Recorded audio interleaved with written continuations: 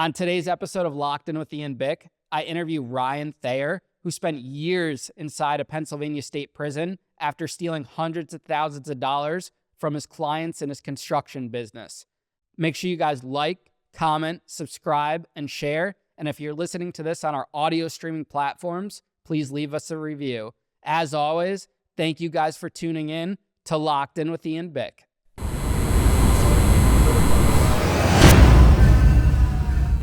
Ryan Thayer, welcome to Locked In with Ian Bick, man. Thanks for coming out here today. I always like to start at the beginning of someone's story. So where are you from? What was your childhood like growing up? I'm from Levittown, Pennsylvania. Played baseball, football, wrestling, and raced bikes my entire life. Basically went to school as a kid, played sports, and did construction. What kind of family do you come from? I have a brother, two sisters, a mom and dad, still married, not divorced.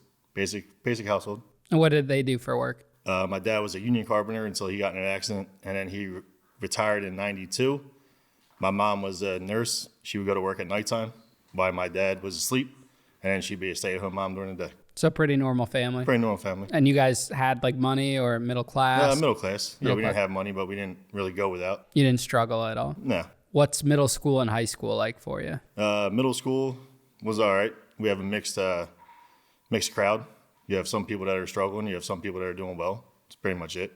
High school, I didn't want to go to a regular high school, so I went to a VOTEC school. What's that? It's like you go for a trade.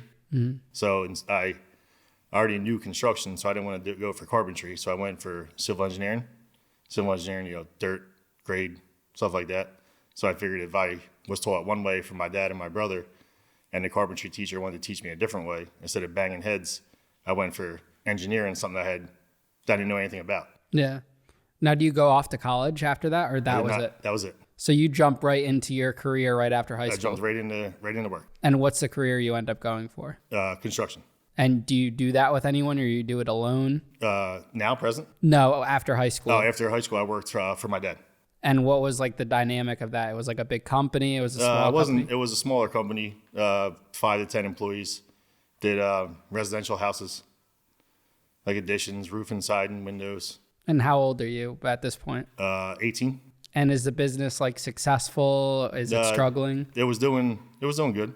And before you got into this business, you'd never committed like any crimes a day in your life? No. What about like a fight here and there and like going to Westchester, but that was about it. What about alcohol, drugs, anything like that? Never did a drug in my life. Never even smoked a cigarette. So I guess the thing that I'm surprised by is like you come from a good family, you're like clean completely, no issues. And then all of a sudden this turns into like a financial fraud case essentially, like with the company? Yes and no. So I didn't have 100% control of the money because I was dealing with insurance companies. So the insurance companies were paying a public adjuster, and then the public adjuster would pay the money in disbursements. So when the money started not coming in, instead of saying, you know what, I need to figure this out, I need to stop, I need to not do any more work, I thought I could fix it and continue taking deposits and working. So that was the illegal aspect of it? The illegal aspect of it was taking the deposits to try to continue working and then not being able to finish the job. And who told you to, like, how did you learn about this? Was it your dad that showed you this? No, he had nothing to do with it. Him and my mom actually told me, don't get involved in insurance companies because it's not going to end well. But this is your dad's company. Correct. And you're doing, and he said it was okay for like you to deal with the insurance companies? Yes and no. He didn't. So I would do my work as my own. And then he had his own business essentially that he did the roof and the side and the additions. So he wasn't solely with me. We weren't solely together, is what I should say. But it was tied together. But it wasn't until it became a criminal matter. Then it was. So did he know it was a criminal matter? Like once an investigation eventually started, was he like running it with you at any point? No, he was involved. Like if I said, hey, can you go pick up a check? That was it. He would go pick up a check. So because he picked up a check, he became, I guess, like an accomplice. An accomplice, yeah. And at no point, like he catches wind and says, hey, Ryan, like you shouldn't be doing this or talking you out of it? Nobody really knew the magnitude of what it was. Except for you. Yes and no. So I was dumb to it because, like I said, I'd never been in trouble. I didn't really know like how. I didn't know it was a thing until it actually until I got called and said, you need to turn yourself in. And even when I turned myself in, they were like, it's for contractor fraud. And I'm like, I have insurance. I have my GC number. I have everything that I need to have. How is it fraud? So you weren't aware at the time that it was fraud, that when you were doing this? So I kept trying to work to make it right. So in my eyes I wasn't like, hey, Ian, you gave me a check for 50 grand. I went and bought a Maserati. It was, you gave me a check for 50 grand. I went and finished somebody else's job in order to get that money to pay to finish your job. So it was like a construction Ponzi scheme. Basically. But you unwillingly were doing this. Like you didn't necessarily know it was a Ponzi scheme at the time. You were just like trying to keep the business. I was trying to make everybody whole and keep everything to make sure that the guy still had payroll and make sure any vendor didn't get beat out of money. But what was like the cause that forced you into needing this extra cash? Did you have like one job that went bad or something like that? I had a couple of jobs that the checks were supposed to come in and they didn't come in. The client like bailed out? No, it wasn't the client. It was controlled by a third party, by a public adjuster. And you just got screwed out of that So the public money. adjuster was saying, well, there's not enough work done for them to give me the check, or we're still waiting on a check. So instead of saying like, hey, listen, I can't finish your house until I get this check, I was too proud to be like, hey, listen, Ian, you're not going to be able to live in your house for 6 months because your insurance still owes me a check. It was all right, I'm going to get your house done as fast as I can, no matter what it takes. Yeah. And then it got to the point where it was too far gone to be able, like I was 23 years old. I didn't have access to money. It wasn't like I could take a hard money loan for $1 million and finish these houses and then pay back a bank. Yeah, but wouldn't the adjusters eventually have to pay you to make it all right? Or But like I said, instead of telling them, listen, I'm not doing any more work, I would keep trying to do the work. But like, don't eventually they got to pay or no? Yes, they have to pay. So you can't, like they have a thing what they call depreciation or your holdback. Yeah. Once your job is 75, 80% done, they release your depreciation or your holdback. But if you build faster than they do their inspections, so like the way it works is they'll come out, they'll do the inspection. They'll say, all right, listen, we're going to demo this entire house. All right, fine. Here's a check for 50 grand. Now, you build 50 grand worth of billables. Now, you could either say, hey, listen, I got to stop because I'm waiting for the insurance company. They'll take a week to come out. So now you're not working for a week. They'll look at the house. They'll say, okay, you have the demo done, the concrete's done, the framing's done, the electric's done. Now we owe you another check for your plumbing, HVAC, insulation, drywall. So, okay, we're going to cut you that check. Now, it might be another 2 weeks until you get that check. So now you're like, hey, listen, I'm not working at your house for the next 3 weeks until I get that check. Yeah. Now you get that check in 3 weeks. You do your electric, your plumbing, your HVAC. You get that done. Now, once you get that done, once again, they have to come out and they have to do an inspection. So instead of playing their game and saying, all right, I'm going to do the work, you're going to inspect it, then I'm going to do the work, then you're going to inspect it, I would just constantly keep doing the work and then waiting for them to pay. So what's like your mindset? Why did you want to do that? Was that just like being young and not knowing any better? It was just young and wanting to just build as fast as I could. And is that how like your dad operated his business? No, not even close. So do you feel like you were in like a competition with him, or you wanted No, to... I don't really know what the drive to build as fast as I did was. Yeah. And it was just like growing the company more, I guess. Yeah, I guess so. So had these adjusters paid you on time, it never would have been an issue and everything would have went flawlessly. I mean, you're always going to have problems, but yeah, it would have went a lot smoother than. So if you have a job that's based off of scheduled payments, like for a customer, you say, all right, I'm going to rip your roof off today. I'm going to put your roof back on today. I'm going to be done today. So you know you're only floating that money for 24 to 48 hours. You buy your material, you pay for your dumpster, they pay you, you cash a check, you move on to the next. Yeah. Or if you do a kitchen or an addition, they give you your money, you say, all right, I'm going to do this, and this. When I get to this stage, you're going to give me another check. So you constantly have cash flow.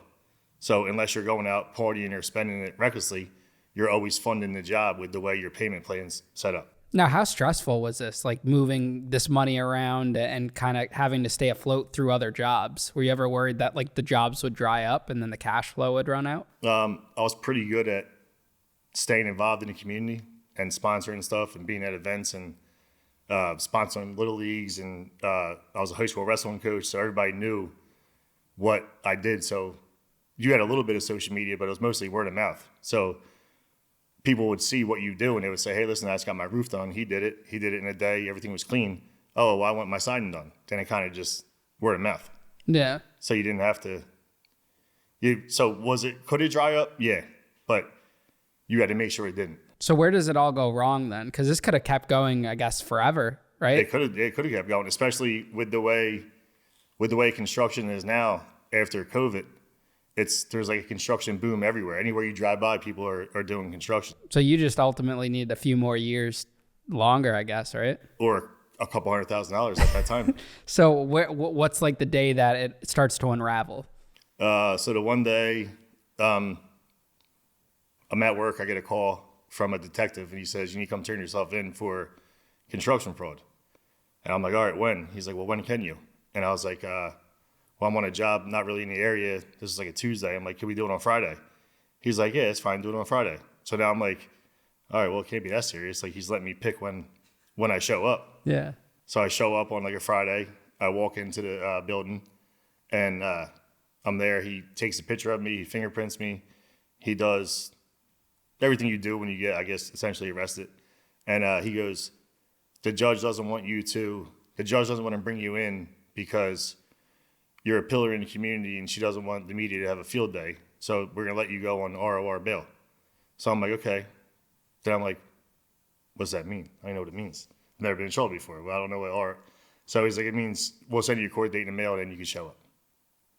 So you're thinking it's not that serious at all? So I'm thinking it's like, okay. So obviously something serious, because I just had to go to a police station and get fingerprinted. But if they're letting you out, it can't be that bad. But if they're letting me out, I'm thinking, okay, what? Do they ask you any questions while you're at the police station? No information at all. So they just arrest you, that's it? No detectives? No, the guy that was there was a detective. Yeah. It was just one detective, and he said, this are your charges. He showed me a little sheet. He did the fingerprint, the mugshot, and then he was like, yeah, we'll send you a court date. And who are they saying are like the victims of this construction fraud? There was 5. That filed a complaint against you? Yeah. Now, are these people that gave you deposits and because the cash flow dried up, you couldn't start their work or their job? Couldn't continue. You couldn't continue to finish. Yeah. So had you been able to find more clients, you would have been able to finish their jobs? Yeah, but then it would have been basically the same. It would have been different people. You would have been repeating the same.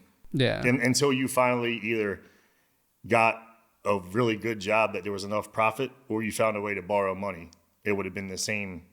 So you really need like a loan, I guess. I basically just needed a loan to finish. And you couldn't get any loans through the cash flow of this business with a bank or anything? I didn't use credit. It was always like cash. It was always cash. So I didn't owe like anybody money. When you got arrested, do you tell your mom and dad at all?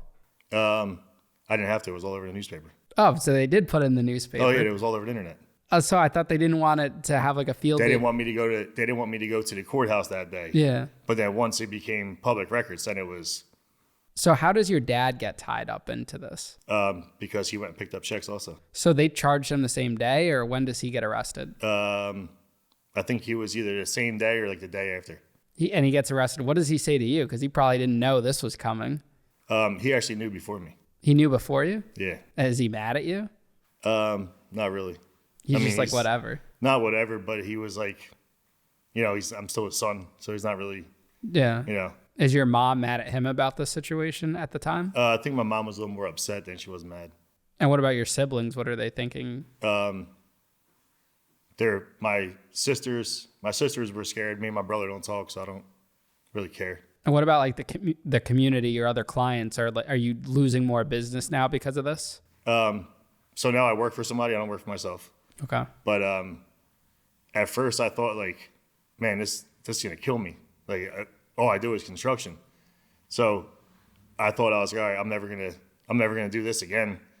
But then people actually started reaching out like, hey, can you do this for me before you go away? Or can you do this for me before you go away? So I would call a detective and be like, hey, listen, this person just asked me if I can do a job for them, and it's directly across from the courthouse. Like, are you cool with me doing this? And he was like, yeah, we know you're doing it. You're still licensed, you're still insured, so technically you can do it. The judge didn't stop you from working under your name. I'm like, okay, because at that time I wasn't sentenced. Yeah. So I was like, okay. So people that knew me were like, hey, can we do this? Can we do that? Can we do this? So some people knew that the situation, that it was a money situation. It wasn't me trying to be like malicious. Yeah. And they were like, all right, well, can I try to get work done why he's still around, I guess. How long were you on bail for, like awaiting trial or sentencing? 16 months. 16 months this was going on. Yeah. So what year is this and how old are you? It was 2014. I was 24. You're 24 years old, never been charged. This was like literally one big like unintentional accident, I guess you could say. And your dad played like little to no role in it. That goes to show you like how twisted the media could be too. Because when I was like looking up your case in the articles, they put a lot of blame on your dad. And even like I guess it sells more father and son, construction fraud and whatnot. Do they give you a plea deal? So they come to my house numerous times, try to talk to me. I'm like, listen, I don't know what you want me to talk about. Like, I don't got nothing for you. So I go see a lawyer for my prelim. He goes, this is real simple. This is civil, not criminal. I'm like, okay. He goes, give me $5,000. I'll get it thrown out in your prelim. I'm like, all right, fine, no problem. Get the $5,000. I give it to him. The night before I go to my prelim, he calls me and says, yeah, you got a $2,500 balance. I'm like, you told me $5,000. He goes, yeah, it's going to be $2,500 more. I'm like, all right, it's 6 o'clock at night. There's no banks open. How am I supposed to get $2,500? He goes, well, if you can't get it, when we go to court tomorrow, we'll tell the judge that they can wait while you go tap Mac. I'm like, there's no way in hell I'm going to tell the judge that you guys are all waiting for me to go get money when I'm in front of her for money. So one of my buddies gave me the $2,500. I give it to him. We go to court. We're in court. Everybody's like, did he do work in your house? Yes. Did he not finish your job? Yes. So I go through the people. The judge is like, because of the magnitude of this and your involvement in the community, I have to send it to higher court, which would be Doylestown for us. People that know if you go to Doylestown, it means you're going somewhere. You're either going to the county or you're going to... So you're doing jail time. You're doing jail time Yeah. if you go to Doylestown. So he goes, come see me on like a Tuesday or a Wednesday. I'm like, all right. This is a very laid back court. I go see him, and he goes, yeah, I want $25,000. The lawyer. I'm like, so you want 17.5? He's like, or 18.5. He's like, no, I want 25. I'm like, dude, you want $32,000 for something you told me it was civil, not criminal? He's like, well, we're gonna be in trial for 7 days. I'm like, you told me it was civil, not criminal. Now you want $32,000. He's like, yeah. So I'm young. I'm never been in trouble in my life, and I'm like, no, I'm not giving it to you. Yeah. Like, it just wasn't happening. And do you get a new lawyer at this No, point? I went the entire time with no lawyer. You did it yourself? I did it without knowing. Without knowing? So I showed up the one day in like Dickies and a safety green shirt. And they were like, you ready to go to trial? I'm like, no. You went to trial on your own? I never made it that far. Okay. So I show up like street clothes, work clothes. Yeah. And they're like, you ready to go to trial? I'm like, no. Then they're like, all right, well, we're not ready. We're going to continue it. I'm like, okay. So they continue it. So now 5 months go by. I'm like, shit, I got court again. Do the same thing, show up in street clothes. They're like, we're not ready again. We're going to continue it. I'm like, okay. So now they actually start reaching out to me like, yo, you got representation? I'm like, no, I'm working on it. Why didn't you get a public defender or something? Because they told me I make too much money. They said you were making too much? Yeah. So did you ever think to like go to like the alleged victims and say, hey, can we work out a payment plan or something like that? At that point, I didn't think I was allowed to talk to anybody. Wow. So that point, I kind of just like, at that point, I was like, you know what? I have a wife and 2 kids. No matter what happens, I still have a wife and 2 kids. At this age, you have a wife and 2 kids? At this age, yeah. So I had a 4-year-old and a 2-year-old. Yeah. So I was like, I still have to make sure that, they're taken care of. So instead of trying to get representation, I answered an ad on Craigslist about running a piece of heavy equipment working down at a steel mill. Yeah. So I'd work 6 o'clock at night to 6 o'clock in the morning down in a steel mill running an excavator in the hull of a ship, loading out sugar or whatever. Then I answered another ad about running a piece of equipment for a place in like North Jersey. So I would leave there at 6. I would drive an hour to the job in Jersey. I would sleep in my truck for like 15, 20 minutes.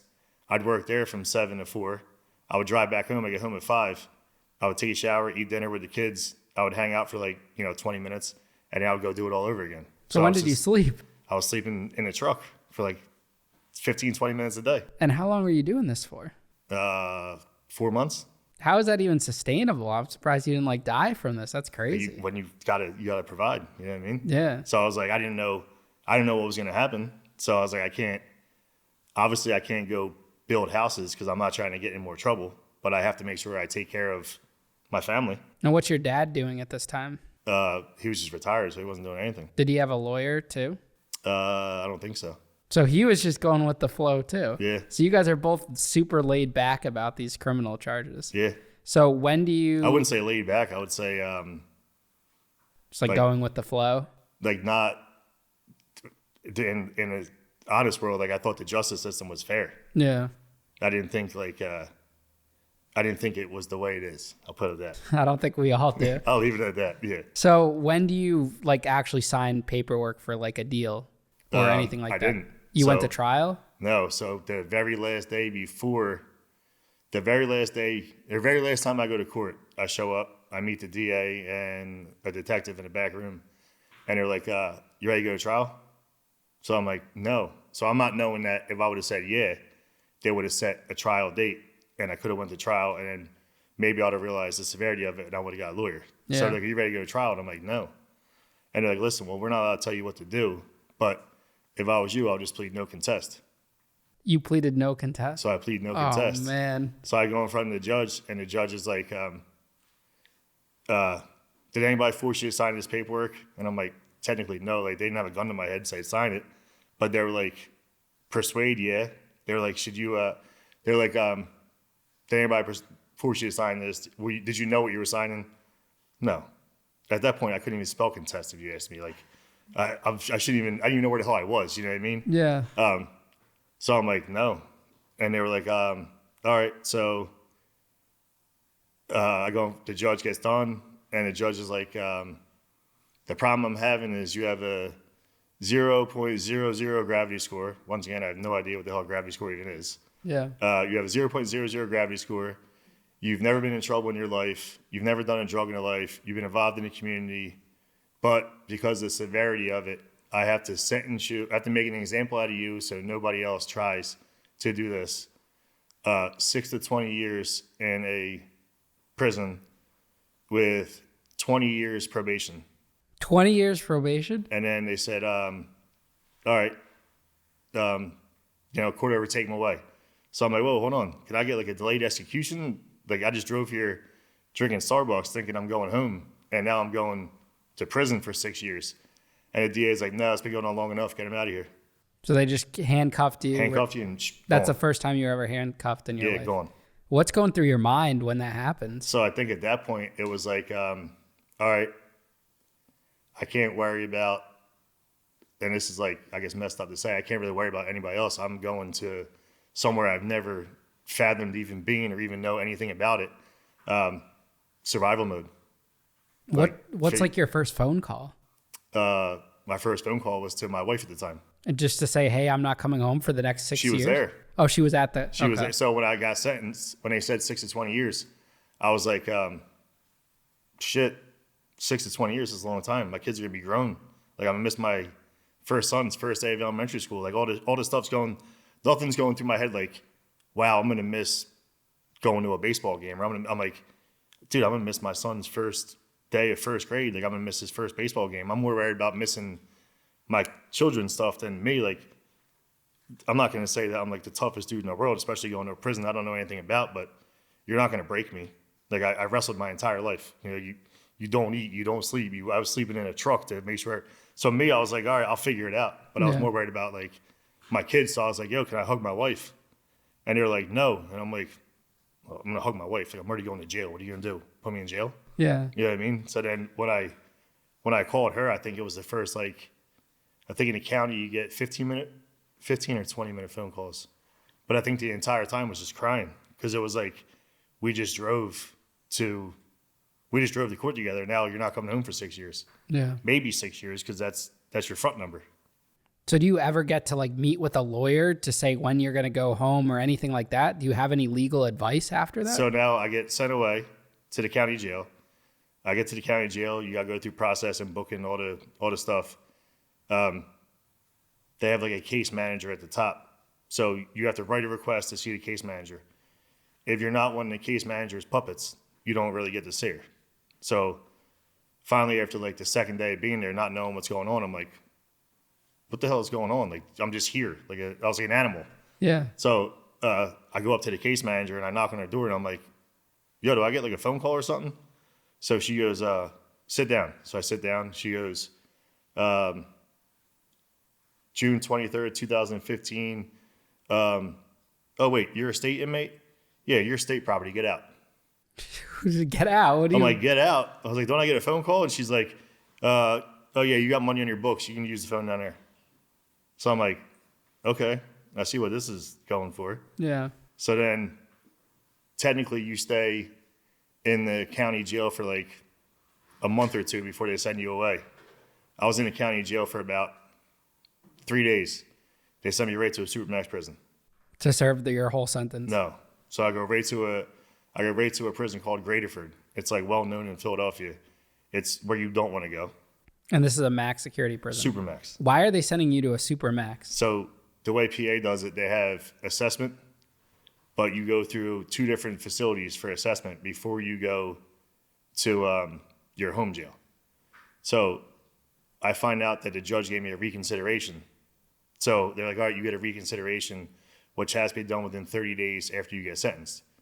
So they sent me to Graterford, the Supermax. You walk into Graterford, it was built in like 1890. It's old as hell. Obviously no air conditioning. No call buttons in the cell. The blocks are 200 yards long. There's a tier in the center. As you're walking down the block, the guys that are there are hanging out the door trying to get you to sell them your 3 whites, your underwear, your socks, and your t-shirt for cigarettes. Really? So you're walking down this 200-yard block, and all the windows are broken out, so you just see everybody's hands out on the tier like, yo, give me two underwear for a cigarette. And these kids are coming from the county jail where they haven't smoked in forever. So they're like, oh, shit, I can sell my underwear for cigarettes? Yeah, let me get that. Like, because they're not, like, their mind is so instant gratification that they're like, I want a cigarette, not I'm going to be in this dirty ass place for who knows how long until I can get commissary or money to buy whatever. Yeah. So then you go to Graterford for assessment. You stay there normally for like 2 months. I was there for like 2 weeks. They sent me to the second place for assessment called SCI Camp Hill. I go to SCI Camp Hill. I'm there for like 2 weeks again. Now SCI Camp Hill is like right here. Graterford is like right here. And Benner is like right here in the center of the state. So the way PA moves you, everybody goes to Benner. You get to Benner. Benner's like a Greyhound shipping hub. You get there, they process you, put you on a bus, say, all right, you're going to Graterford. You drive 3.5 hours in the box back to where you started at Camp Hill, so you can use the bathroom but not get off the bus. Then go from Camp Hill to Graterford.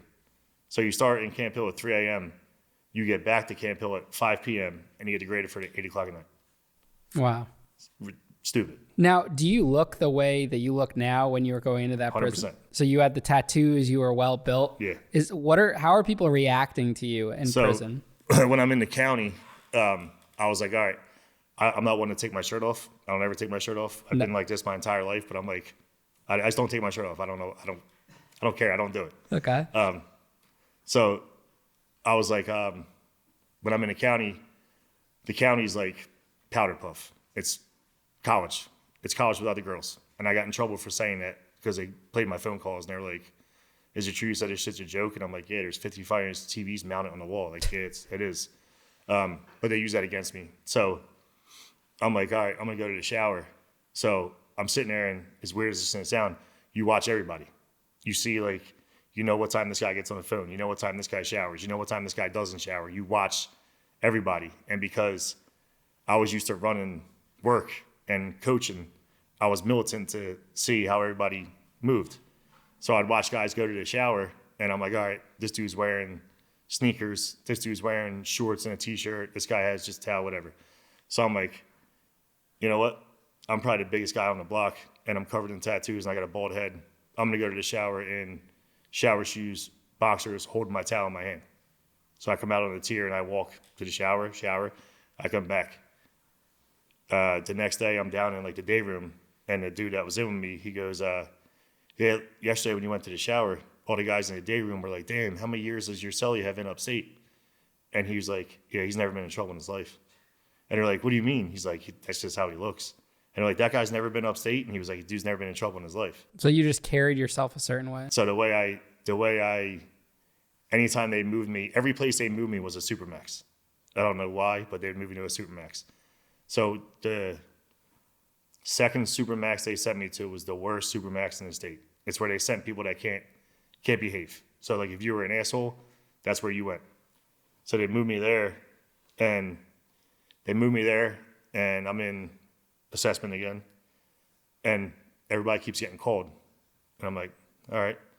Now I see the 5 COs come in with the lieutenant with his camera.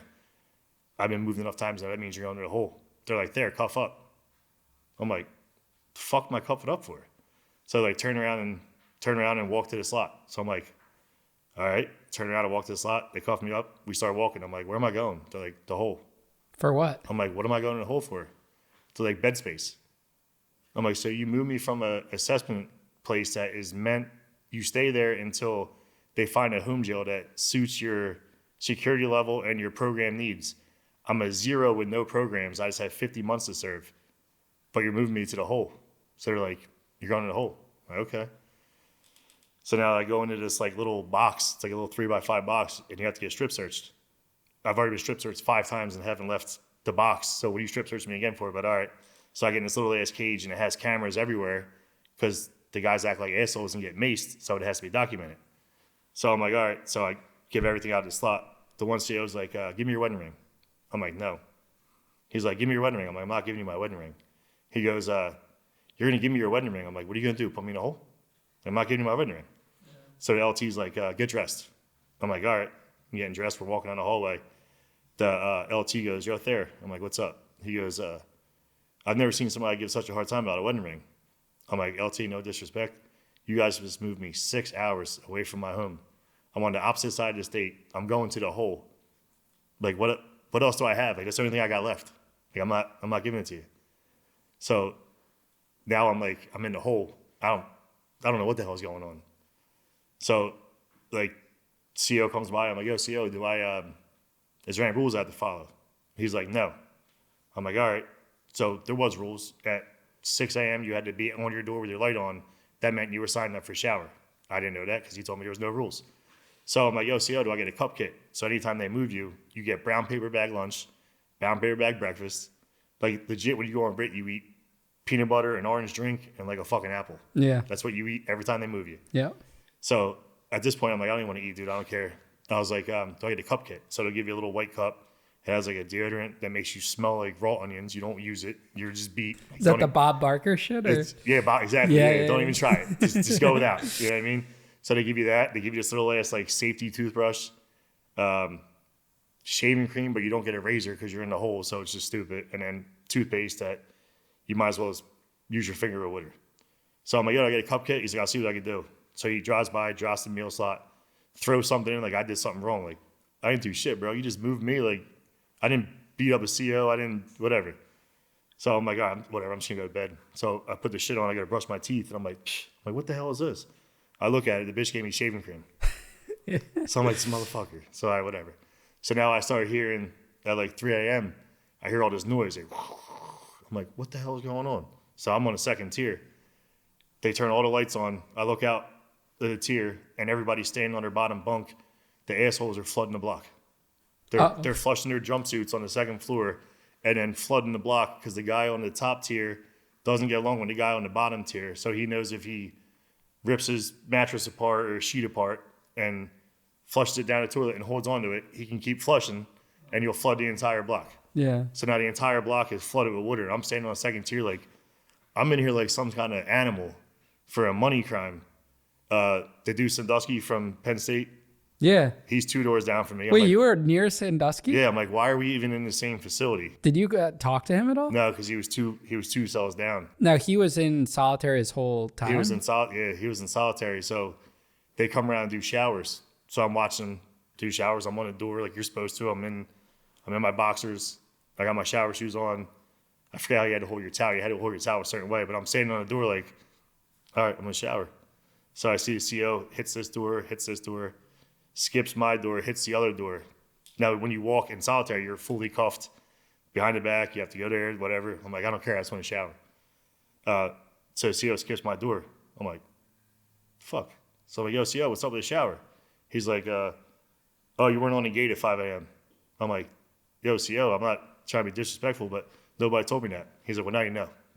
So you had to miss a shower. So I had to miss a shower. So I'm like, this is stupid. So now they do their yard. You get your 1 hour a day, whatever. CO comes over to me and goes, yo, you want to go to yard?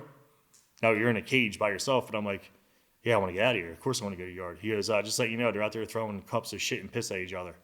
I'm like, yeah, I'll just stay in here. Like, I'm not going out there. How long does this continue for that you're in the hole? I was in the hole for 22 days. So this is your very first couple months in prison. You spent half of it already in the hole, like those first couple months. Yeah, so I'm moved. At that point, I moved 6 times already. Yeah. And then I get put in the hole. Now I'm in the hole, and they're like, yo, Thayer, you're going to GP. I'm like, I don't know what GP is, but it's better than this. So I'm like, all right, cool. So then I get onto a block, and I'm walking around, and they have the placards on top. It'll say like level 2, level 3, level 4, and then obviously the hole is level 5. That's how you go from a level 1, 2, 3, 4, 5 is the hole. So I'm walking to the block, and it's a level 5 block. I'm like, these fucking people. Why am I going to a level 5 block? So then I walk into the block, and it was the first block that I was ever on that the second tier actually had fences. Yeah. So I'm like, yo, CO, what's the fence there for? He's like, so me or you don't get thrown off. I'm like, this is great. I'm like, this is fucking awesome.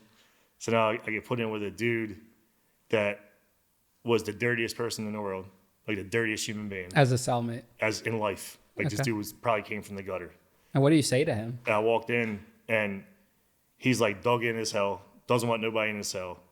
And I look at my thing, and it says I'm bottom bunk. He's on the bottom bunk. And I'm like, I don't know, I got 50 months. Do I really want to deal? Like, I don't know how this works. Do I really want to like start a fight with this guy? And so I'm like, well, you know what? I'll go on the top bunk. So I go on the top bunk, and this time it's too late for any kind of movement. This dude would sit on his bed and roll cigarettes and smoke them like this as he's rolling them. So now if I'm trying to sleep, it's either on my back or it's in my face. So I'm like, this fucking guy's killing me. I'm like, I can't live like this. So I'm on the block a couple of days, and I go to some of the guys. I'm like, yo, what's up with this dude? And they're like, nobody ever lasts with him.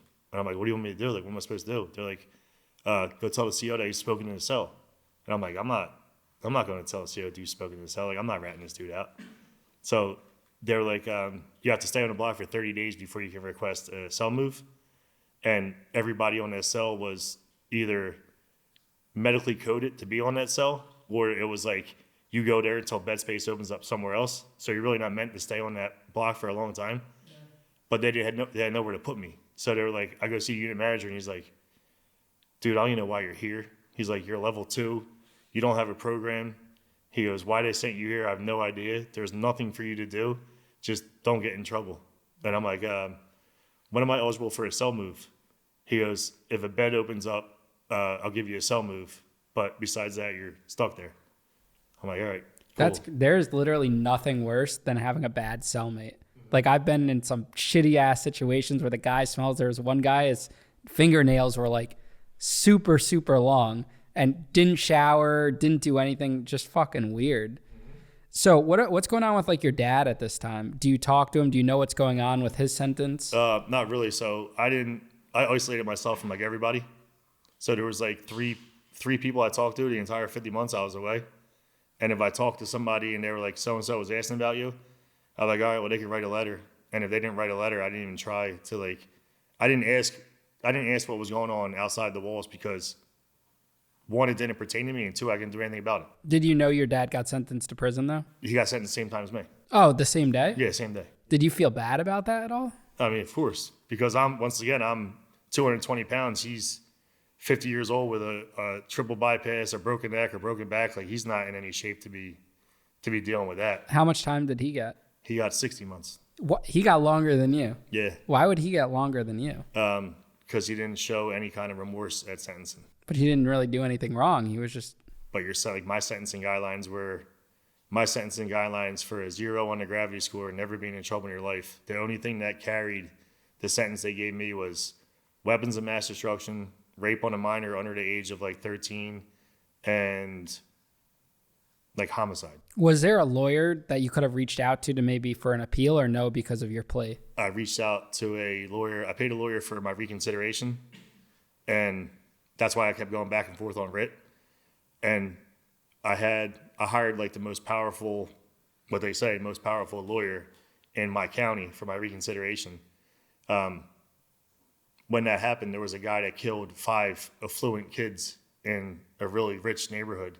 So that was like the biggest breaking news. Wait, was that the other kid that killed the kids in the field or whatever? Yeah. That kid. So I was already down for like maybe a year and a half when his stuff came through. Yeah.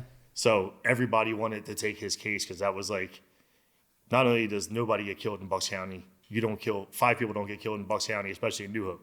That doesn't happen. So that was an appealing case for everybody. They wanted that case. Yeah. So the guy I hired, I ended up getting like his assistant. So I get his assistant, and they moved me all over the state again. I come back down, I see him, and I walk in, and the dude looks like a Ken doll. And he's like, yeah, how you making out? I'm like, I've been moved 20 times in the last 20 months. He's like, yeah, you're going to have to go in there and tell me you have a drug problem. I'm like, no, I'm not doing that. He goes, what do you mean? Like, you'd make it mad at me. I'm like, I'm not going to go in there and tell them I have a drug problem. He's like, dude, you better tell them something. I'm like, I coached high school wrestling my entire life. I've never done a drug in my life. I'd rather 50 people know what I'm going through than 50 people be like, he didn't do drugs. He's just doing that for a lesser sentence. Because your reputation. I wasn't lowering my standards to play the system of the justice system. Yeah. Are your kids coming to visit you, or you didn't let them? So county, I only let them come like one time because I don't want them seeing me through glass. Then I made it like a goal to get closer to my home. So I was in Greene County. You're not allowed to get a move for 2 years until you can request a move. The only way you can request a move is a hardship, and you're not getting it. They'll deny it. So I'm in Greene, which is 6.5 hours away from home. They came up one time then, and I didn't want them driving. I didn't want them being in a car for 6 hours to come see me, and then driving home tired 6 hours. Like I don't want to be away from them, but I also didn't want to disturb their life with having to deal with that. You know what I mean? Yeah. So I was at Greene. They came once. Then out of nowhere one night, I could use the phone. My phone shut off. That usually means they're moving you. So now I'm like, fuck, I'm getting moved again. So now they wake you up at 3:30 in the morning. You moved again. Now they moved me from Greene to Pittsburgh. Now I'm at SCI Pittsburgh. I get to SCI Pittsburgh. SCI Pittsburgh was built in like 1870. It's like a castle. So now I get there, and I was there, and same thing. I'm on like an assessment block. It's 5 tiers high. It's like an old ass castle. So I get put in a cell with a guy, and at this point I'm just pissed off that I keep getting moved. So now I'm not going to say I'm turning a little more into like an inmate, but I'm starting to get a little more like there's no incentive for being good. And this is like the halfway mark of your sentence? This is probably 20 months into my 50 months. Okay. So now I'm like, there's no incentive for being good. Like you go see the case manager and they're like, yeah, you can sweep a tier if you want. Like, or you can go work in a chow hall. I'm like, I'm not working in a chow hall. But there's no incentive to do good. The only way the state keeps you an incentive to do good is to give you a thing called triple RI. If you get a write-up, triple RI is almost like guaranteed parole. It's like almost like the Fed's version of good time. Yeah. But one write-up, they take your triple RI, so you can't physically get in no trouble at all. But now I'm like, if I knew I can control who was in the cell with me, I did. Because I was just over it. I was done. So some old guy came in, dirt ball, and nothing, like he walks in like, yo, you got coffee? I'm like, I ain't got shit, dude. Get on top bunk. He's like, I'm bottom bunk status. I'm like, I don't care. Get on top. Like, I was just dick. So he's like, yo, I got to use the bathroom. I'm like, you're not using the bathroom until these doors pop. And he's like, no, I'm using the bathroom. I'm like, old head, use the bathroom. I'm going to fuck you up. So now, you start to change like your whole mentality. I started getting mad because there was nothing, like I was just there doing nothing. I mean, the system was kind of failing you in a way. There was nothing, there was no incentive for being good. There was no like, I didn't need any kind of help. I didn't need drug therapy because I didn't do drugs. I didn't need to learn a trade. Like, I just didn't want to sit idle. And that's what they'll make you, they are very good at forming a good person into a bad person. And even the surroundings, like I'm curious, were guys like trying to gravitate towards you to learn like about business or anything like that? Yeah, so I got a lot of that where guys would like come to me and say like, you know, I'm tired of messing up. What can I do? Or I would explain to them, like, they would come to me and they had no idea about money. Everything was instant gratification. So you were allowed to buy tobacco. So I don't eat sweets. I don't eat candy bars. I don't eat honey buns. I don't smoke. So I'm really just sitting there like eating chow hall shit because I'm like, it's horrible, but it's not. I'm not paying. I'm not crushing up shit and making food. Like, I'm not doing that. No, I'm not making a cheat. What's a chow hall food like? Shit. What are they serving you in the state prison? You get the same thing every week. It just rotates. Really? So like Sunday morning, you get hard-boiled eggs, 2 hard-boiled eggs, 2 pieces of toast, and a milk. It was like a brunch type thing. That's what they did for breakfast or lunch in the feds too. So you get your dinner is your lunch.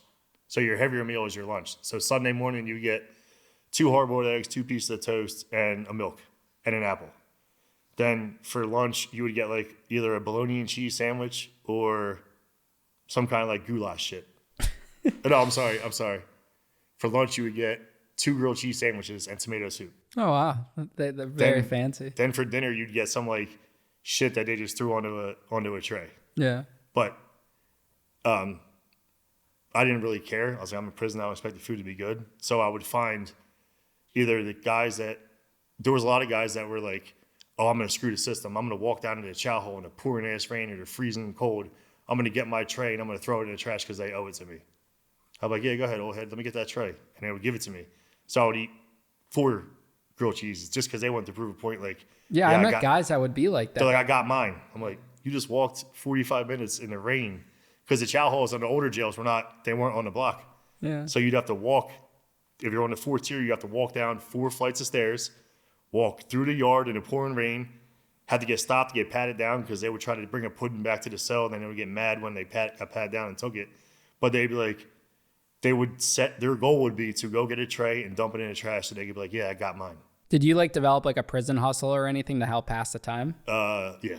What did you do? These people are very, very, very poor with money and they're very, very poor with discipline. So I would watch everybody and I would see what they would do and I would see them go to commissary and you would know when their family got like a tax return or you would know when somebody sent them money because it was $75. You see them come back with a $75 bag and then the next commissary you see them come back with like 2 honey buns and then for 3 weeks you wouldn't see them with nothing.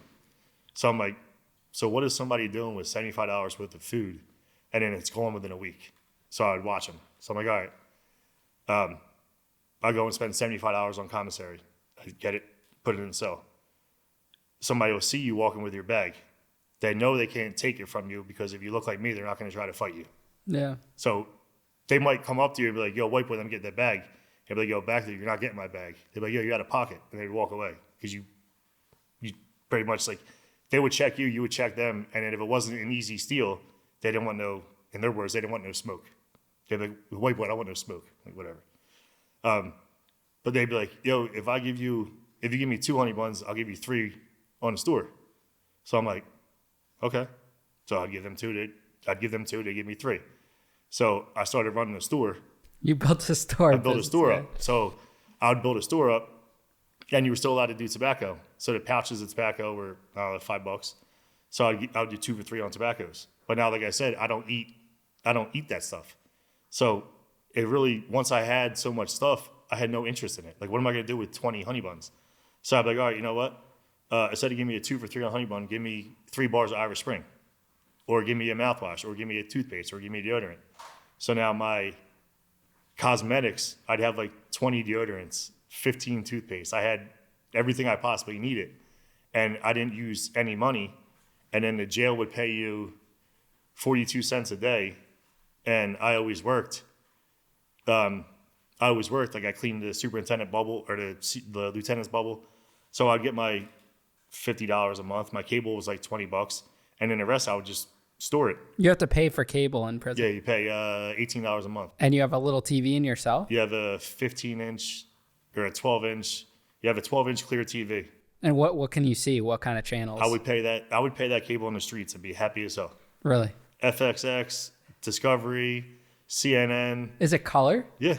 Wow. We didn't have that in the feds. And CNN's the worst because you have the guys that will watch CNN and they come out and they're like politicians and they would argue about stuff that they would see on the street and then they have no way to fact check it. So, but I'm going to get my almanac, and you would see them flipping through an almanac. Like their way of asking Siri was, I'm going to get my almanac, and then that's how they would like rebuttal on arguing. Are there like politics in these prisons, these state prisons? You have like your people that get along better with the COs, and you have your people that get along better with like the administration, but there's really no paperwork checking or anything like that. The only paperwork check is like if you're sitting at like a chow hall and somebody knows that there's a pedophile sitting with you, they'll be like, yo, he's a tree jumper. A tree jumper, they called pedophiles in prison. Like, yo, he's a tree jumper. Why a tree jumper? I have no idea. No idea. They had all these names. So the block on Graterford is probably the most intimidating place you'll ever be in your life. Yeah. No bullshit. It's 200 yards long. It houses 750 people that range from guys like me to guys that just killed 7 people. Like it's the only place where you could potentially be killed at any moment because you don't know who's sitting with you. So if somebody came on the block and they looked like a certain way, they'd be like, yo, 71, make sure with the door pops you have your paperwork. And people would be like, yeah, make sure you have your paperwork, show your paperwork. Then everybody would start mule kicking the door. Like, yo, you better have your paperwork when the cell pops. So then if they were a pedophile or they weren't a pedophile, now you have 750 people yelling at one cell. So you're like, when this door pops, there's 750 people that are going to kill me. So they'll wait for a CO to come in and they'll check in. Yeah. So now you'll see the 5 people coming down and with their camcorder. And now if you're all the way at the end of the tier, they would do nah, hey, goodbye. But you have 700 people doing it the entire tier. When you're walking down. So it would start and they'd be like, goodbye. They'd be like, see you. But there's 700 people. That's crazy. Doing it. Did you see anything crazy happen to like these sex offenders at all? No, they're so protected. Yeah. They're so protected. Like one, you're only allowed 2 phone calls and 3 phone calls a day, and they can't go back to back. And besides drugs and gambling, the only thing you'll get killed for in state prison is the phones. A cell phone or the regular block phones. Okay. So they made the block phones $1.99 for a 20-minute or a 15-minute phone call. They used to be like $5 for phone calls, so people didn't use them. But when they made them affordable, everybody wanted to get on the phone. So at first they were unlimited, but dudes were getting like beat up over the phone. So they started putting policies in for the phone. So I remember the one time in Pittsburgh, the phones are in the yard. So if it's pouring rain and you want to call your wife or you want to call like your grandmom's dying, you go outside in the rain and you stand in the rain to talk on the phone. That's the only way you're getting on the phone. So I remember the one time I'm on the phone and the phones were set up by they had like these little bullshit gangs. I don't know anything about the feds, but they had like if you're white with a bald head, you were like a skinhead, but they were whatever. That's a whole other story. But everybody had their own little phone. Like the Muslim had their phone, the Spanish had their phone. The white dudes never had their phone. Like white people didn't get phones unless you actually so white people didn't get the phone unless you found somebody that worked in the yard. So like what I would do is I would run the store. Then I would take the store money and the guys that worked in the yard, I'd be like, yo, here's 2 pouches of tobacco. While you're out cleaning the yard, make sure you hold the phone for me. So then they would call yard. Everybody would run to get to the phone. He'd be standing there holding the phone. I'd walk over and I'd get the phone. And everybody would be like, yo, how'd you get a phone? Well, I paid him to hold the phone. Did people have like a phone hustle where they would sell their minutes to people, like add someone onto their phone log and then let them call when they ran out of minutes a month? Because we only had like a limit of like 300 minutes per month that you could use. So we didn't have minutes. You had to buy a phone card. But was it unlimited per month? You can spend like $10. We get you like 10 minutes. $20 get you 20 minutes. Or I'm sorry, $10 we get you I forgot what it was. $10 will get you X amount of minutes. But if your people on the street paid for the phone calls themselves, you could call them as much as you wanted, and they would just get charged $1 a phone call. So no one ever ran out of minutes or anything? No, everybody ran out of minutes because they would try to call their girl to yell at them that's not answering them. And they would buy a phone card, and they'd have to wait from Tuesday because Tanya hung up on them on Tuesday, but commissary doesn't come till Friday. Yeah. So now he has to wait Friday for his phone time to come on. So now his phone time comes on, and he's running to the phone to yell at Tanya because he couldn't talk to her for 3 days because he ran out of phone time. Yeah. Did you have like a prison nickname that they were calling you? No, not really. So you just really, for the most part, kept to yourself. Yeah, so people would be like, yo, what did they call you? I'd be like, Ryan. That was Like, it. that was it. You're just very like nonchalant throughout like this experience. I mean, I didn't really have a choice, dude. Like, what are you going to do? You can't go nowhere. That's true. So I went from being able to control my life 100% to here you go. But Welcome not to the everyone jungle. could just like adapt like that. You were able to adapt. You don't have a choice. What are you going to do? I guess that's true. You just sit in the cell and cry? And how's your relationship with like your mother at this point? She wished I would have talked to her more, but I really just didn't. I didn't talk to anybody. I didn't want to burden anybody with me being like. So if you're on the phone, the one time I was on the phone, and if you ever heard somebody get cracked in the head with a sock and a lock, it's probably the most distinctive sound you'll ever hear in your life. And I'm on the phone, and this dude next to me gets whacked with a sock and a lock because he was on the wrong phone, and then everybody started rumbling. I hung the phone up and I walked away. I'm like, whatever, dude, do you? But I didn't want to be, if I'm on the phone with my mom and now this dude just gets cracked and you start hearing all these people fighting and I hang up and they lock us down for 5 days and you can't get back on the phone. Now, how's your mom going to feel? Yeah. You know what I mean? Like scary shit. Like I was talking to him and then all of a sudden I heard a fight and now I don't know what's going on. Yeah. And there's no way for them to like call and check up because they don't tell them any information. Your mom calls the jail and your mom's going to call the jail and whoever finds out is going to be like, your mom called to jail because it happened. Some kid's mom called to jail and they actually came and got him off the block. Really? Yeah. Do you see like a lot of corruption by prison guards at all? Not really. I mean, you see, my whole thing was I was in there. My charge was receiving a payment and fails to perform. And then I would see a CO that's getting paid overtime sleeping. And then I would walk by and they'd be like, hey, inmate. And I'm like, dude, you do this. You're doing the same shit that I'm charged for. Yeah. And they'd be like, what do you mean? I'm like, you're sleeping. And they would legit sleep. And the superintendents wouldn't care. The lieutenants wouldn't care. Or you would you'd walk by a bubble and they'd have their feet up and they would take the block remote and they're watching whatever they want to watch. Yeah. And what are you going to do? What about like contraband? Is there like cell phones, anything like that I've in the never prison? seen a drug in real life till I went to prison. Really? Never in my life. So what kind of drugs do they have in like the prison? So the guys in the PA used to get mad at me because over the course of my 50 months, I watched them lose their their privileges. So they would take the mail and they would spray the mail with The K2 spray. K2 spray. Yep. They would spray the mail with K2 and then they would cut it into little strips. And I remember one time I'm mopping a tier, I'm on a third tier, and this kid, some people called it K2, some people called it Spice, some people called it Deuce. Yeah. And if you were in Pittsburgh, they called it Tookie. Tookie. But that was what Deuce or K2 was. So I remember I'm mopping a tier on the third tier, and the CO's like halfway down, and this kid comes out, and he's butt-ass naked, and he starts going like this. So I'm thinking he's praying because that's how the Muslims pray. But then he crosses his arms, and he falls straight back onto the tier, and he starts going into a seizure. So the CO's like, what's up with him? I'm like, I don't fucking know. So now I walk over because the dude's about to roll off the tier. So I'm like grabbing this dude. The CO comes over. They call 2 other COs come on like, inmate, get in the fucking block. I'm like, dude, I was just mopping the tier. Like, I don't even know what the hell's going on. So then that was like 2017. And then 2019, dude stomps out a CO with his Timberlands on and kills him in the day room.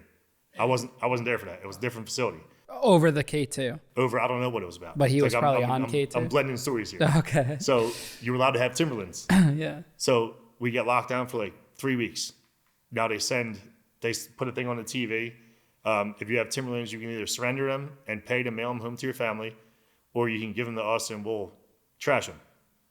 So now all the guys start losing their shit. They're freaking out. They're taking our Tims. How are we going to go to work? How are we going to do this? And I'm like, I had Tims to go to work. At this point, I worked on a farm, driving the backhoe and doing all like. You're at a lower security. I'm at a lower security. Where you should have been from the get-go. Since the get-go, yeah. But it took me 30 months to get there. So we would go down there, be like, yo, are you going to give up your Tims? I'm like, yeah. well, how are you going to go to work? I'm like, in this brown state boots they give me. They're like, we don't think this is bullshit. And I'm like, you guys need to realize the Timberlands are a privilege. You stomped out a CO and killed him with Timberlands on, so they're taking him. Like, you did it to yourself. And you're like, yeah, but what if I stomped him out in my bare feet? I'm like, they're not going to take your bare feet. Like, you have a privilege, they took your privilege. That's it. End of story. So we're locked down for 3 weeks for that. Then 2 weeks we're good. We get locked down again for like a month. Now, they don't know. They said 4 COs or 5 COs in the mailroom opened something up, and they all got like real sick. So now they're like, all right, no more mail. So we're locked down for like 5 weeks. They're going around sanitizing everything. They don't know what the hell's going on.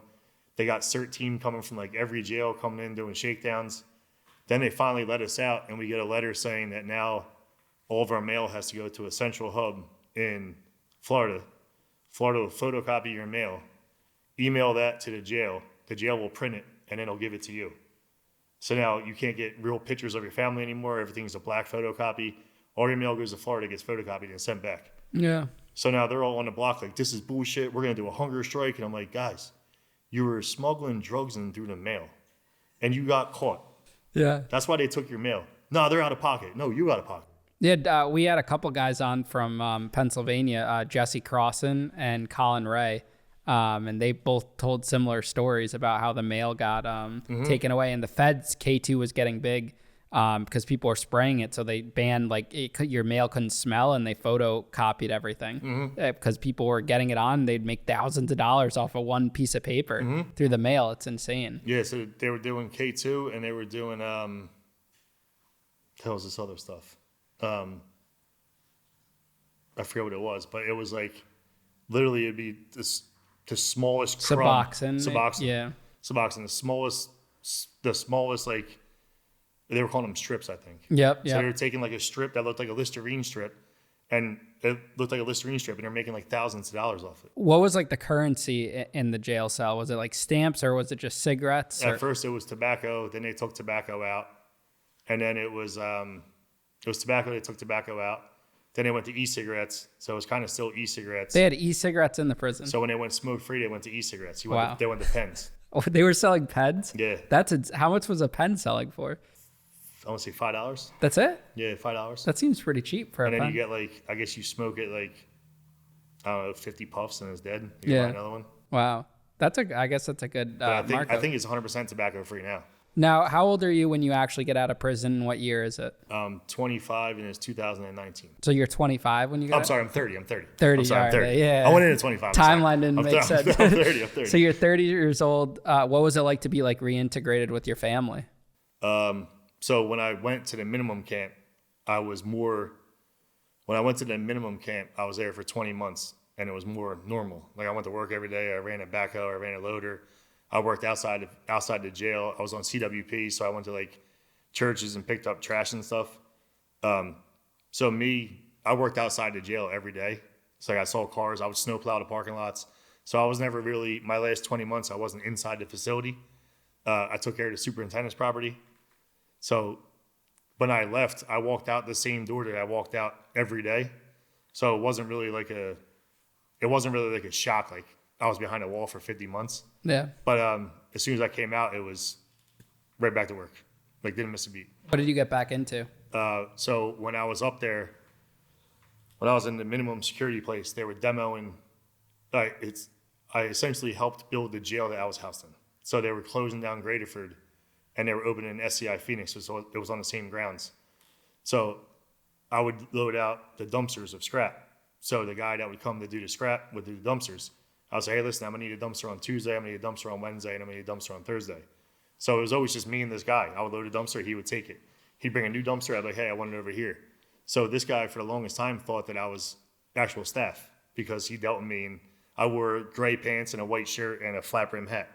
So he thought I was staff. So the one day they were doing something, and he was like, yeah, we can't do it on Saturday because there's nobody here to run the machine. And he's like, well, what about Ryan?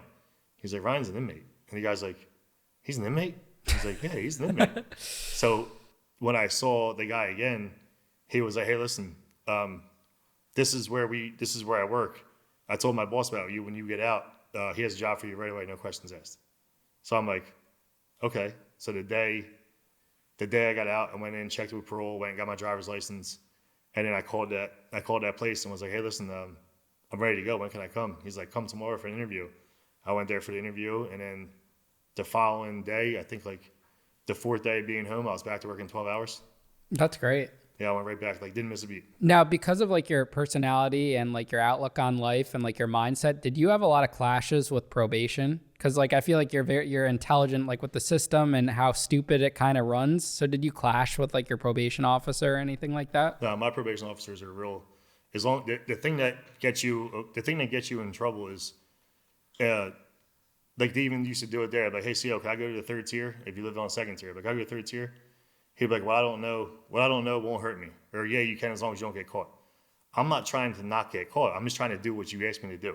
Yeah. So if you would tell me I have to pay this on this day, I pay it on that day. If you tell me I have to send this, I do that. There's no like, I'm not trying to get in no trouble. I'm not trying to be smarter than anybody else. Whatever you need me to do, just let me know what you want me to do, and I'll do it. Was there like a restitution order that you have to pay monthly? Yes, I pay that every month. And how much is the monthly payment? $100. That's it?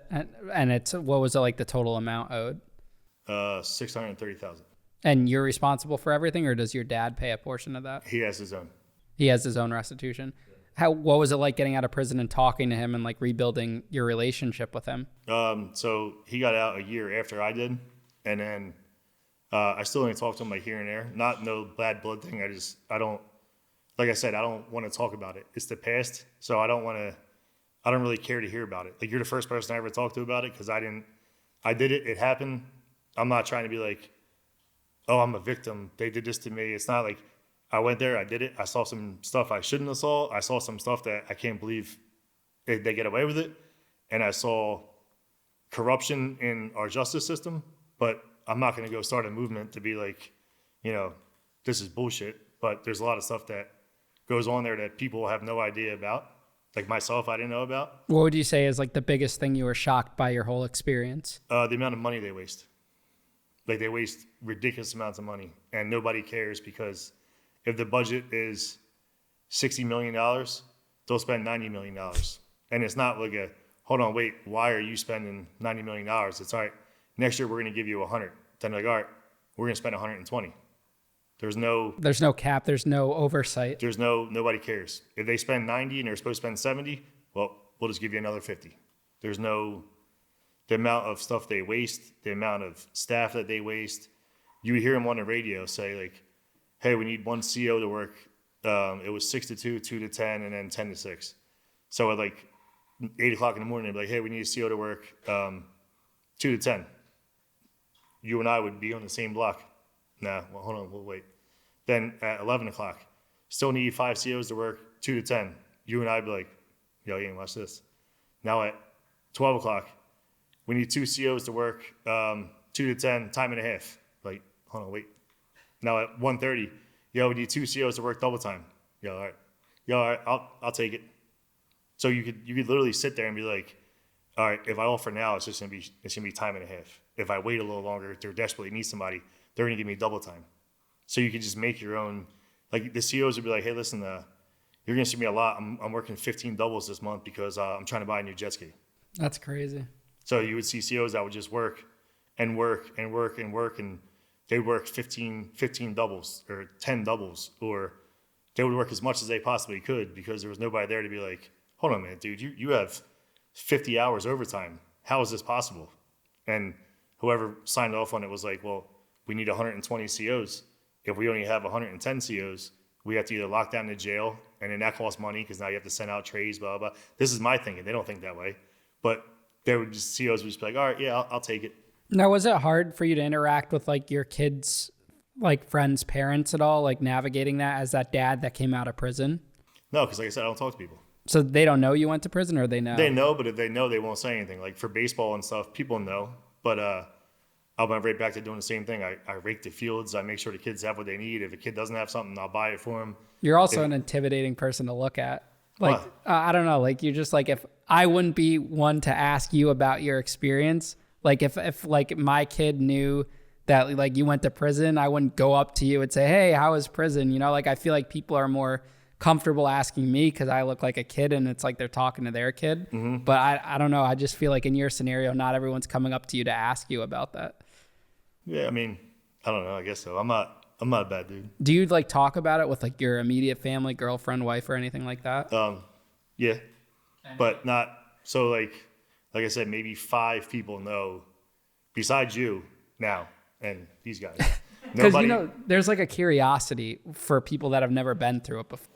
So I think there's a curiosity about it, but I also think that when you tell people some of the stuff that you saw, they'd be like, no way in hell. Yeah. Like if you tell somebody on a Friday night, I had a 12-inch TV, my tablet that I could write letters to that are almost text, listening to my Biggie Smalls that just doesn't curse because it's Walmart music, why I'm drinking a soda that I bought on the yard and a tub of ice cream because I had an ice cream ticket. It's chilling in my cell by myself because then I was in a cell by myself for almost my last 30 months. Yeah. But like, if you tell somebody, yeah, I'm like, what are you doing right now? I'm sitting on my cell watching a Jason Bourne movie, eating ice cream on my tablet. They'd be like, dude, you're in prison. You'd be like, yeah, no shit. Dude, it's crazy. I remember seeing like guys getting Ben and Jerry's every day because you could buy Ben and Jerry's. Yeah, ice cream. Just all the commas you could get. All this stuff. Yeah. It's literally. I mean, the MP3 players, the $20 Walmart ones, they're selling for $120, and music like $2 each. They were selling 15-inch clear TVs for $300. Wow. And a little Tombstone radio that you get at like Five Below was like $20. I mean, they say it's not for profit, but it is like It's 100% for profit. Yeah, they make 100%. even the private facilities are worse because they could give you less for what they're charging for. But like the federal and the state prisons, like they're making a ton of money off of it. That's what keeps it flowing. Yeah, so when they switched the food provider over, and it went from like shit to shit. Like the food went from edible to almost edible. Do you end up going back into business at all, starting your own company? No. Nope. Do you want to? Nope. Do you feel like you have like PTSD from it, or? No, I have no interest in in going through that again. So like I did as much as I could possibly do as a person and a business owner, with like my community, with kids, with sports, when I first came home, I was actually like, you know what, I'm never doing anything for anybody again. If I see somebody broke down on the side of the road, fuck you, call AAA. Like I wouldn't say I was hostile, but I was so sour. You're better, yeah. I was so sour that what I did leading up to that, and then what they made me look like, and then what I went through when I was there, that I was like, I'm not going to be a good human no more. Like it's not, like I said, there was no incentive to be good.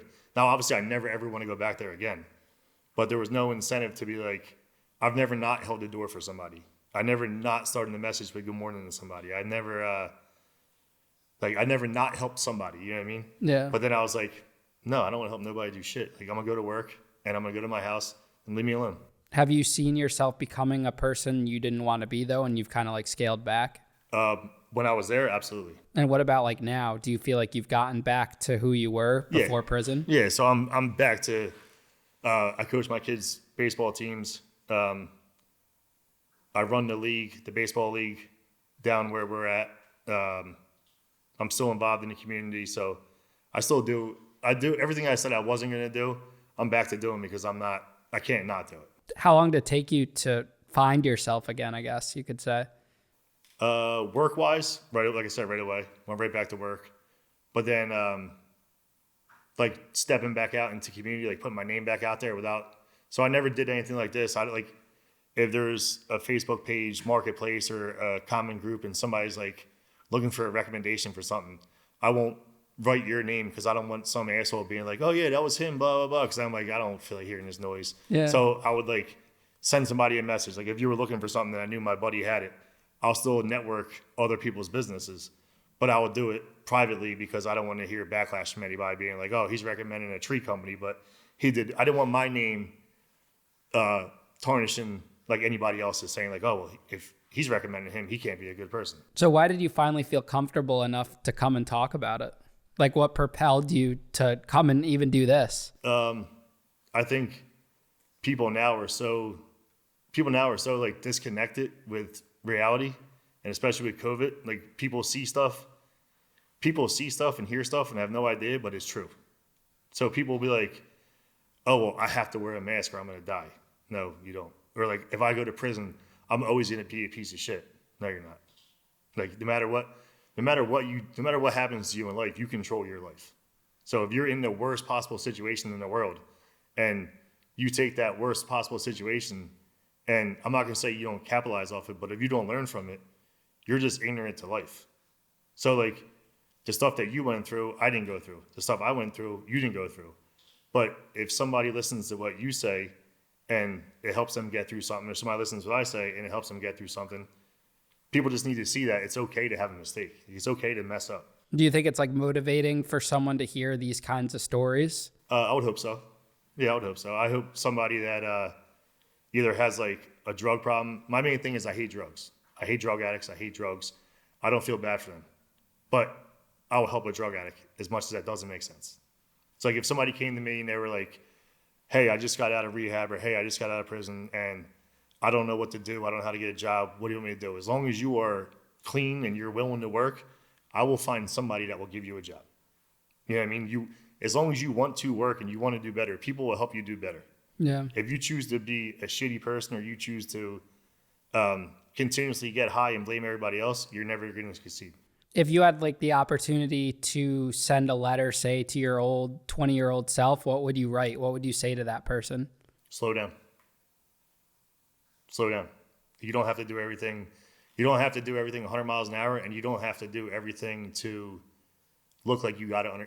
You don't have to do everything to look like you got it under control. It's okay to make a mistake. You're literally like the older version of me, because that's like my mentality. Like everything was like rush, rush, rush, super ambitious. And then like I covered things up because I didn't want like that failure identity with me. I was so like, I had a successful business and I wanted to keep scaling it. And then it just like, it catches up to you so fast when you're not taking things slow. Mm-hmm. And now I feel like my mindset's so much more different. Now I'm more cautious and I'm looking at things and analyzing. And it's kind of like, it's interesting to see like those crazy things that brought us, to where we are now. Mm-hmm. But Ryan, thank you for coming on the show, man. It's great talking to you. I'm happy we're the first people you're sharing your story to. Yep, and I think absolutely. the audience is really going to like it, because like your situation, my situation, two different things, but it could happen to anyone. Mm-hmm. Like you really never know. It could be bad timing. It could be, you're hanging out with the wrong crowd, anything, it can happen. Absolutely. So thank you, man. Appreciate it. Thank you.